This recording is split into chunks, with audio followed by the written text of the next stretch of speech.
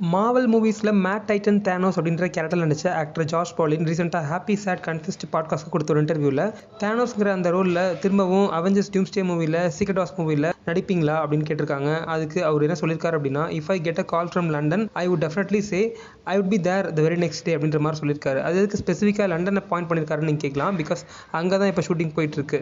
அதாவது திரும்பவும் தேனோஸாக நடிக்கிறதுக்கு என்னை கூப்பிட்டா நான் கண்டிப்பாக அடுத்த நாளே லண்டனில் இருப்பேன், அதில் எந்த மாற்றமும் இல்லை அப்படின்ற மாதிரி சொல்லியிருக்காரு. இந்த doomsday and secret wars movies direct பண்ணுற director Anthony and Joe Russos கூட இவர் ரொம்ப க்ளோஸாக இருக்கார் அப்படின்றதையும் ரிவீல் பண்ணியிருக்காரு.